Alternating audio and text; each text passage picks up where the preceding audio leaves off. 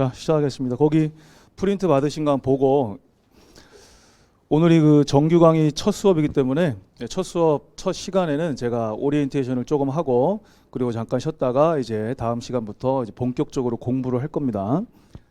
자, 자료 잠깐 보시고, 자, 2023년 제21회 사회복사 1급 국가시험 대비 강의 시작합니다.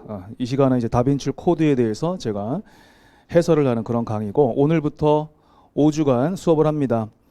작년에 4주였는데 제가 이 수업의 효과가 너무 좋아서 5주로 늘렸습니다. 그래서 총 5일이 되는 거예요. 그러면 그 스케줄이 거기 지금 4번에 보면 표가 하나 있죠? 그 스케줄로 된 거예요. 작년에는 첫 주에 1교시, 둘째 주에 2교시 3과목, 그 다음에 셋째 주에 3교시를 한 다음에, 그러면 그냥 우리 전공 과목 수로 하면은 2과목, 3과목, 3과목 이렇게 되죠. 전공 과목으로 치면. 그리고 마지막 주에 OX 200문제를 보고 해설하고 복습했거든요. 근데 이걸 이제 우리 전공 과목으로 2과목씩 해주면 좀 더 공부를 시킬 수 있겠다라는 생각이 들어서 제가 이번 시즌부터는 5주로 늘렸습니다. 그렇게 해서 이번 주에 인행사하고 조사론, 다음 주에 실천론, 실천기술론, 그 다음 주에 지역사회복지, 그리고 사회복지정책론, 그리고 마지막 네 번째 주에는 사회복지 행정론하고 사회복지법제론, 그리고 마지막 주에는 4주 동안 공부한 내용을 200문제의 OX 모의고사를 보는데 답안지가 100문제씩 되어 있기 때문에 2회에 걸쳐서 볼 겁니다. 그리고 그거를 채점하고 제가 또 해설을 하면서 복습을 또 시켜드리고요. 그리고 또 휴먼 장학생들 상장 드리고 장학금 드리고 저하고 또 즐거운 저녁 식사를 하면서 좋은 담소도 나누고 이렇게 할 겁니다. 자, 수업은 2시부터 7시까지고요. 7시까지고 오늘은 거의 7시 꽉 찰 것 같고요. 오늘은 OT가 있어서 다음 주부터는 뭐 7시 차지 않을 겁니다. 그렇게 예상하시면 될 것 같고요. 그 다음에 강의 교재는 여러분들이 지금 갖고 계시죠? 그래서 이 다빈출 코드 이 교재로 진행을 합니다. 이 교재에서 우리가 실제로 공부해야 될 내용은 88페이지입니다. 88페이지. 실제로 공부할 범위가 88페이지예요. 오늘 공부할 범위가 22페이지입니다. 오늘 인간행동과 사회환경하고 사회복조사론 공부할 분량이 22페이지입니다. 뭐 제가 일부러 맞춘 건 아닌데 우연의 일치인데 한 주에 22페이지씩 공부하면 4주 수업이 되겠네요. 평균이죠. 평균. 자, 그럼 이게 결코 많지 않다. 많지 않은데 왜 이 수업이 그렇게 중요할까? 여기엔 중요한 내용들이 밀집되어 있습니다. 이게 너무너무 중요한 사실이에요. 야, 이렇게 얇은 책이 얼마나 중요할까? 선생님은 도대체 왜 얘를 그렇게 강조하실까? 그리고 작년에 합격률을 많이 높이는 데에 얘가 그렇게 많이 기여했다고 하는데, 자, 우리 지금 공부 빨리 시작하신 분들은 온라인으로 벌써 제 강의를 작년 거하고 시작해가지고 올해 연결해가지고 1년 넘는 프로그램, 거의 1년 가까이 되는 프로그램이죠. 그거를 벌써 2월인가 3월부터 시작하고 계신 분들도 꽤 있습니다. 이미 공부 시작하신 분들이. 자, 가정을 해볼게요. 이게 이 전체가 이 세상에 존재하는 사회복지학 전체라고 칠게요. 사회복지학 전체라고 칠게요. 사회복지학에는 엄청나게 많은 다양한 또 전공들이 있죠. 과목이 있고요. 그리고 이 정도가 사회복지사 1급이라고 칠게. 1급. 1급인데 지금까지 1급은 200점 만점, 옛날에는 뭐 240점 만점, 1, 2회 때는 300점 만점이었는데 지금은 200점 만점이잖아요. 200점 만점 받은 사람이 지금까지 있어요, 없어요? 없어요. 그죠? 제가 이거는 뭐 한 100번은 얘기한 것 같아요. 한 번 100점을 목표로 공부하지 않기 때문에 그래요. 그리고 100점을 목표로 해도 처음 보는 것들이 한 10문제 내외가 나오기 때문에 100점이 안 나와요. 안 나와. 그래서 제가 여기서 말하는 거는 저는 180점 정도 잡고 있습니다. 이게 제가 가르쳐 주는 거예요. 제가 가르쳐 드리는 거. 저는 목표가 180점 정도 맞을 수 있을 정도고, 물론 이제 근본 20회 시험 때 전국에서 제일 잘 보신 분이 186점 받으셨어요. 그리고 우리 제자 중에서 제 수업을 들으신 분 중에서 제일 잘 보신 분이 183점 받으셨어요. 별 차이 안 나죠? 그러니까 저는 이 정도 목표로 잡고 책을 쓰는 거거든요. 근데 왜 더 맞을 수 있느냐? 내용 중에 문제 중에는 기본적인 국어 실력이 있으면 그 문제에서 답을 찾을 수 있는 문제가 꽤 많아요. 공부 안 해도 그런 문제가 많다니까 풀어보시면 압니다. 이거는 내가 따로 공부 안 했어도 내가 지금까지 알고 있는 나의 국어 실력, 독해 실력이면 답을 찾을 수 있는 그런 문제들이 꽤 많아요. 그래서 플러스 알파가 얼마든지 생겨요. 근데 저는 여기에 맞춰서 기본서를 썼거든요. 제 기본서는 1000페이지가 안 돼요. 다 합쳐도. 1교시, 2교시, 3교시 다 합쳐도 1000페이지가 안 됩니다. 900페이지대거든요. 근데 이런 책들도 꽤 많아요. 이런 책들. 1급인데 한 이만큼 가르치는 책들도 꽤 많습니다. 그러면 뭐가 이제 달라지냐면 여기에 집중해서 공부를 하면은 똑같은 내용을 더 많이 볼 수 있죠. 얘를 여러 번 보는 거랑 얘를 여러 번 보는 거랑 어느 게 더 많이 보겠어요? 당연히 이거죠. 그렇죠?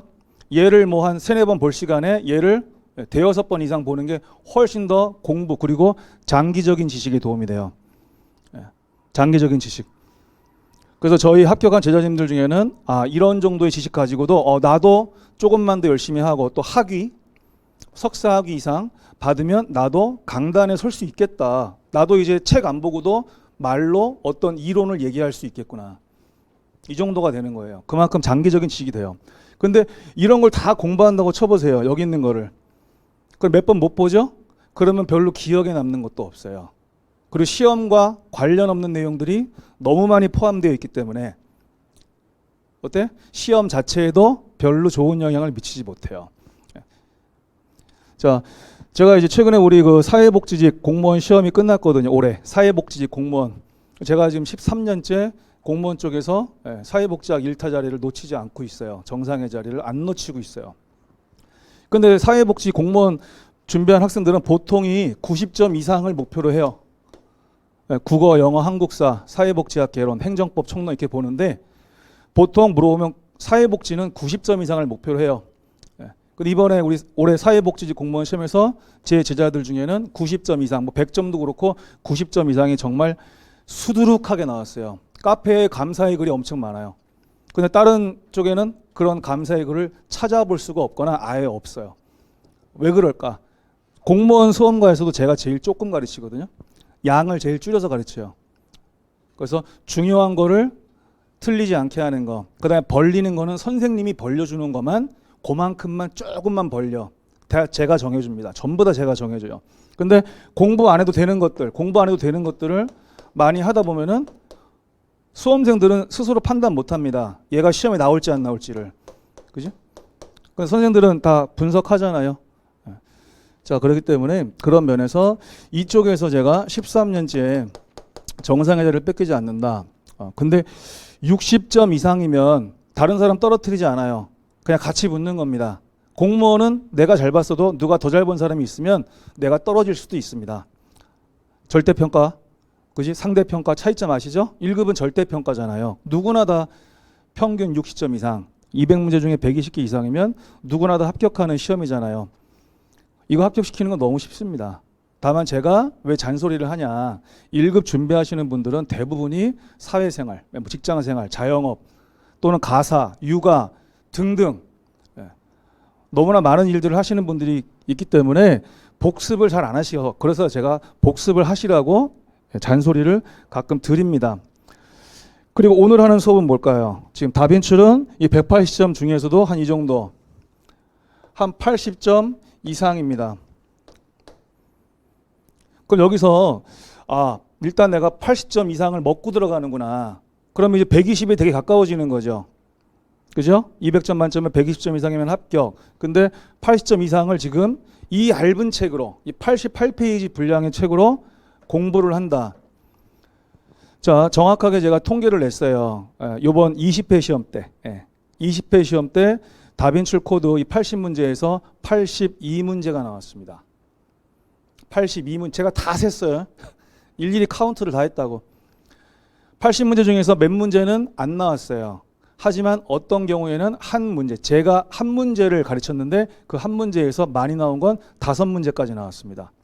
다섯 문제 나온 게 뭐 사회복지 실천 과정이에요. 접수 단계에서 한 문제, 자료 수집과 사정 단계에서 한 문제, 계획 수립 단계에서 한 문제, 개입 단계에서 한 문제, 종결 평가에서 한 문제. 근데 우린 그걸 한 문제로 공부했거든요. 그래서 82문제인데 단지 무슨 뭐 80문제로 82문제를 적중시켰다 이런 거 가지고 제가 자랑하는 게 아니고 이거를 열심히 공부했다. 근데 지금 당장은 내 거가 아닌 것 같아. 왜? 너무 중요한 거를 우리가 모아서 공부하기 때문에 한 머리에 들어갈 수가 없어요. 근데 그냥 일주일 동안 22페이지를 복습하시는 거예요. 다음 주 올 때까지 22페이지를 복습하시는 거예요. 예습하는 건 너무 짧잖아요. 20문제 풀어보고 해설 읽고 오는 건 너무 짧잖아요. 그거는 당연히 이제 수업 전에 하시는 거고 오늘 공부한 거를 일주일 동안 내가 가능하면 매일 보면 제일 좋죠. 그렇지? 오늘도 22페이지 읽고 자자. 22페이지 읽고 자자. 이러면 제일 좋죠. 장학금에 욕심 가지시고 그렇게 공부하시면 너무 좋다고요. 22페이지. 근데 분명히 복습하실 때 잘 머리에 안 들어오는 느낌이 있을 거예요. 왜? 중요한 것들을 모아놨기 때문에 생각보다 외울 게 많은데 그리고 아직은 이론 수업처럼 책이 자세히 설명되어 있는 건 아니기 때문에 뭔가 좀 받아들이기 어려울 건데 근데 그거를 그냥 인식하고 받아들이면 돼. 어떻게 받아들이냐면은 지금 단계는 내가 다 내 걸로 만들 수 없는 단계야. 선생님은 그걸 다 알고 있어.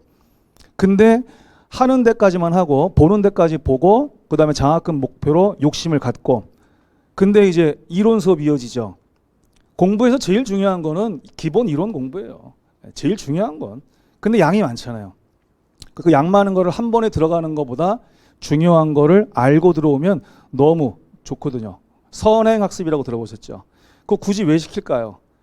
효과가 있으니까 시키겠지. 자, 그랬을 때 기본적으로 얘를 알고 나중에 이론 수업 들어왔다. 그러면 여러분들이 그때 이제 뭔가 짜릿짜릿하실 겁니다. 이거 제 얘기가 아니에요. 제 얘기가 아니라고 합격자들이 얘기해요. 선생님이 왜 얘를 맨 앞에 놨을까? 내가 아무리 얘기해도 본인이 직접 실감을 해야 믿거든. 그래서 다빈치를 공부하는 동안에 100%를 다 자기 걸로 만드는 게 아니다. 알았죠? 그냥 장학금만 욕심을 갖고 또 인강은 장학금은 없지만 어때요? 점수 잘 받으려고 욕심 가져야죠. 당연히 가져야죠. 그렇게 해가지고 이론 수업을 하게 되면은 선생님이 이래서 이렇게 다빈치를 수업을 열심히 해주신 거구나. 이래서 그 짜릿짜릿함을 수시로 느끼실 거예요. 알았죠? 절대로 여러분들이 다빈치를 가지고 이거 여러분 거 다 못 만듭니다. 다 이해하고 다 암기할 수 없어요. 하는 데까지만 해라. 그 대신에 이제 180점 다룰 때 중간중간에 계속 짜릿짜릿 할 것이다. 그걸 믿고 오시라.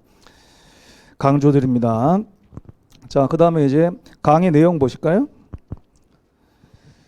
자, 1번 각 과목.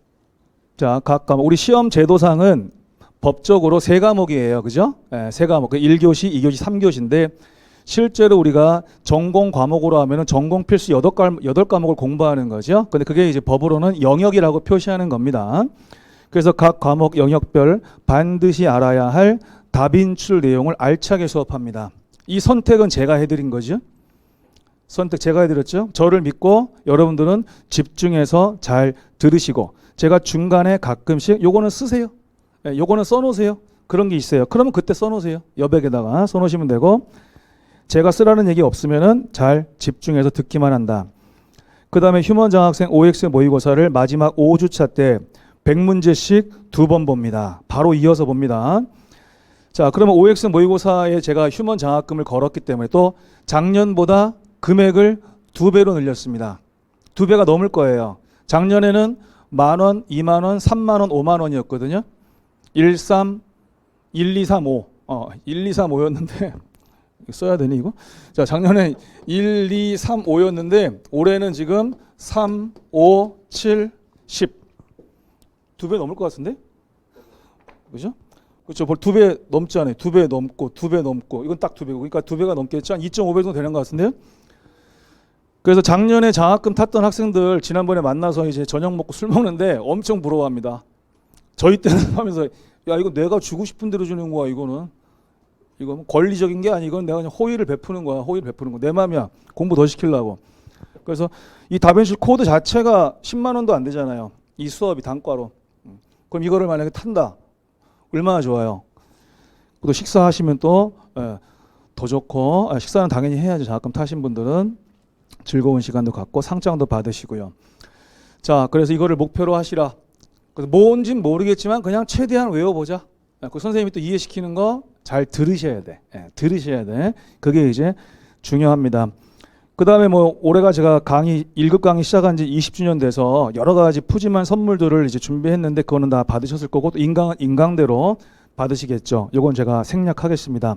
마지막 휴먼 조언 파트입니다. 자, 너무너무 중요한 거죠. 우리 실강으로 공부하시는 분들은 그 무엇보다도 출석을 꾸준히 하시는 거. 그래서 바쁜 일이나 뭐 힘든 일이 생기시더라도 아유 그래도 주말에 1급 강의는 꼭 듣자. 정말 이거 쉽지 않죠. 저도 여러분들 보면 대단하십니다. 대단하시다고 생각합니다. 요새는 완전히 온라인 시대가 돼서 웬만하면 다 온라인으로 이제 다 하거든요. 하시는데 야, 이렇게 실강으로 오신다는 건 그만큼 더 하시겠다. 그죠? 또 온라인으로 하다 보면은 이게 한번 미루면 강의를 아예 안 들어버려요. 그런 또 단점이 생기죠. 그러면 아예 나는 학원만 일단 가자. 가면 어쨌든 공부하는 거니까. 그거 좋습니다. 어쨌든 실강이든 인강이든 실강은 최대한 결석하지 말자. 그리고 결석을 안 하면 당연히 OX 모의고사를 계속 보겠죠. 그럼 OX를 잘 보기 위해서 내가 또 욕심을 가지고 복습을 좀 더 할 겁니다. 좋은 거예요. 좋은 거. 그러니까 인강으로 공부하시는 분들은 빼먹지 말고 내가 계획적으로 수업을 잘 듣자. 인강은 좋은 점이 그거잖아요. 내가 뭐 하루에 2강씩 들을 거야. 뭐 3강씩 들을 거야. 뭐 이거 자기가 정하는 거잖아. 그지? 자기가 알아서 일주일에 몇 강 들을 거야 하는 거니까 본인의 계획대로 하시되 그 계획을 잘 실천하시는 거죠. 그렇게 해서 너무너무나 이제 중요하다. 그 작년에 그 1급 우리 실강 합격률이 85.7%였잖아요. 그래서 결석 뭐 한두 번 정도 하신 분들 다 포함시켰고요. 시켰고 이제 상습적으로 결석하시는 분들 계세요. 그걸 어떤 분들이냐면 이제 우리 새해에 운동하려고 다이어트도 하고 운동하려고 헬스장 1년치 딱 끊고 연초에 막 하다가 알만 엄청 배기고 안 나가죠. 저도 그런 경험이 몇 번 있는 사람이어서 하여튼 생각이 나는데 어제는 그런 경우 있잖아요. 그런 분들이 계세요. 실강에 계십니다. 안 보여. 그러다 갑자기 한 번 와.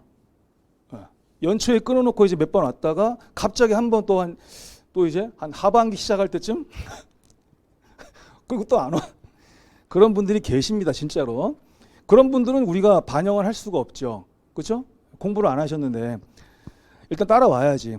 그래서 저하고 얼굴 도장 찍고 OX 뭐 최대한 보고 그분들 합격률입니다. 정확하게 14명이었고요. 14명이었고 그중에 12명이 붙었습니다. 대단한 거죠. 출석을 잘하자. 출석하면 OX를 본다. OX를 보면 내가 공부 안 하고 보면 좀 쪽팔리다. 그리고 장학금 와씨 우리나라 수험가에 이렇게 장학금 많이 주는 선생님은 어쌤밖에 없다. 찾아보라니까. 나보다 많이 주는 장학금 많이 주는 선생님이 있나 찾아보라고. 자, 없다. 요거 나 타 먹을 거야. 얼마나 좋아요. 그런 마음이 있기 때문에 당연히 합격률도 더 높아지죠. 쓸데없는 공부 안 하게 하고요. 쓸데없는 공부, 불필요한 거 공부 안 하게 하고. 이거 쉬운 일 아니었어요. 제 잔소리 많이 들으셨고 잘 잔소리 받아들이셨고. 자, 그 다음에 2번 동의어라고 돼 있죠. 또는 유사어. 자, 우리가 이제 공부할 때 가장 어려운 점이 용어입니다. 용어. 이거는 뭐 국어, 영어를 포함하여 우리가 무슨 공부를 하든지 간에 용어 때문에 어려운 게 많아요. 근데 사회복지학 같은 특히 학과목은요. 동의어가 유난히 많습니다. 그렇죠? 제가 동의어를 책에다가도 많이 수록해 놨는데 이 동의어들 최대한 많이 여러분 거가 될 수 있게끔 저도 수업 시간에 계속 강조해 드릴 거고 여러분들도 그것을 여러분들 걸로 만들기 위해서 많이 반복하셔야 되겠죠. 자, 거기다 이렇게 써놓으세요.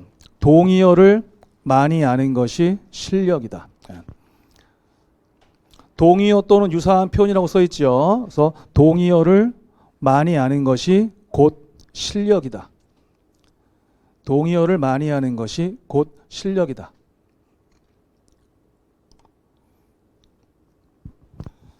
자, 오늘 조사론이 포함되어 있는데 조사론으로 예를 한번 들어볼게요. 자, 예를 들어가지고 독립변수가 있고 종속변수가 있어요. 그러면 이제 우리가 실험 설계를 할 때 뭐 이렇게 해요. 제가 예를 들어서 이렇게 할게요. 아이스 아메리카노 1리터 마시기 그랬어요. 아이스 아메리카노를 1리터 마십니다. 그리고서 소변량을 측정해요. 이 예시 잘 들어놓으세요. 우리 이제 내년까지 써먹을 예시입니다. 자, 그러면 아이스 아메리카노를 1리터를 먹었습니다. 그리고 소변량을 쟀어요. 근데 뭔가 확실히 소변량이 늘어난 것 같거든? 늘어난 것 같아. 근데 지금은 실험을 하고 그 다음에 사후 검사만 한 거예요. 근데 아이스 아메리카노 먹기 전에 사전 검사도 할 수 있어요. 할 수 있어. 그건 이제 이따가 조사론 때 할게요. 지금은 이제 동의어라는 거를 익히려고. 그러면 이거를 우리가 뭐라고 부르냐면은 독립변수의 조작 그래요. 독립변수의 조작. 이렇게 표현한다고. 우리 지금 독립변수 조작으로 뭘 했죠? 1리터 먹었죠. 1리터 이게 독립변수의 조작이라고 표현을 해. 근데 이거를 다르게 표현하면 실험 처치, 실험 조치, 실험 실시, 실험 개입 다 똑같은 말이야. 실험을 한다라는 거야. 독립변수를 다른 말로 실험 변수. 왜? 실험을 하는 변수니까. 원인 변수. 왜? 소변량이 늘은 거에 원인이 되는 변수니까. 지금 막 동의어가 너무 많죠. 근데 그 단어를 어떤 단어를 쓸까? 이거는 출제위원이 고르는 거예요. 우리 실제 시험 문제에 독립변수 이퀄, 실험변수 이퀄, 원인변수 이퀄 안 나와. 한 단어만 나와. 한 단어만. 그리고 우린 동의어인지 알지. 왜? 선생님이 이렇게 공부해야 된다고 가르쳤고 어느 단어, 어떤 표현이 나와도 그 말이 그 말인지를 알죠.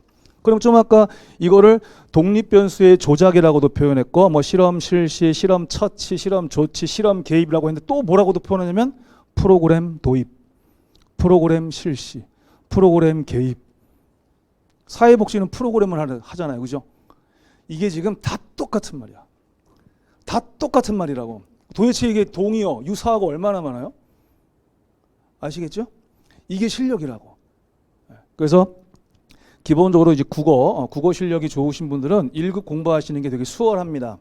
수월해요. 왜? 언어 능력이 좋으실 거 아니에요. 좋은데 그렇지 않으면은 제가 의도적으로 동의어나 유사어를 더 많이 가르쳐 드릴 거고 제 수업을 뭐 들으시는 분들뿐만 아니라 1급을 준비하시는 분들 중에는 기본 실력이 그렇게 빵빵하신 분들은 많지 않으실 거예요. 왜냐하면 이건 제가 왜 그러냐면 제가 4학년 학생들을 11년 가르쳤어요. 대학교 4학년 학생들을 11년 가르쳤습니다. 11년. 1급 시험 목표로 가르쳤거든요. 그러면 항상 4학년 1학기 3월에 첫 수업을 하겠죠. 첫 수업. 그럼 제가 항상 전 학생들한테 질문을 해요. 질문 한 명씩 합니다. 여러분들이 그동안 얼마나 기본 실력을 쌓아왔는지 제가 좀 테스트하고 여러분들의 실력에 따라서 제가 수업을 조절하겠습니다. 이렇게 하고 수업을 하거든요. 그러면 이제 첫 번째 우리 학생한테 우리 1급 시험 과목들 중에서 어느 과목 제일 좋아해요? 물어봐요. 그럼 예를 들면 뭐 저는 인간행동과 사회환경 제일 좋아합니다. 해. 그래요. 그러면 그 중에서도 뭐 어떤 이론이나 뭐 어떤 학자 특별히 좋아하는 거 있어요? 이게 그러면 이제 저 뭐 프로이드 재밌습니다. 그래. 그래요. 그럼 프로이드의 그 지형학적 모델의 세 가지 요소는 뭐예요? 이럽니다. 프로이드의 심리성적 발달 단계 5단계 순서 한번 말해볼까요? 오이디푸스? 뭐 이래. 이런다고. 놀랍게도 한 클래스 보통 한 3, 40명 됐습니다. 적을 때에는 10여 명, 많을 때에는 40명 이상. 그런데 정말 거의 대부분의 4학년 1학기 학생들이 답을 못합니다. 자기가 제일 좋아하는 과목에 제일 좋아하는 파트의 가장 기본적인 가장 기본적인 걸 물어봐도 주관식으로 말을 못합니다. 주관식이잖아요, 이거 지금. 우리는 물론 객관식 보죠. 근데 주관식, 객관식의 차이는 있지만 객관식 시험도 상당 부분은 정확히 알아야 돼요. 그래야 됩니다. 그래야 공부 잘하는 거예요. 그렇기 때문에 제가 실력을 알고요. 그 다음에 이제 또 그거 많이 들었죠. 우리 제자들 중에는 학점은행, 평생교육, 학점은행으로 사회복사 2급을 취득하신 분들이 꽤 많다라는 걸 제가 알고 있는데, 그분들이 저하고 사석에서 이런 말씀 많이 하십니다.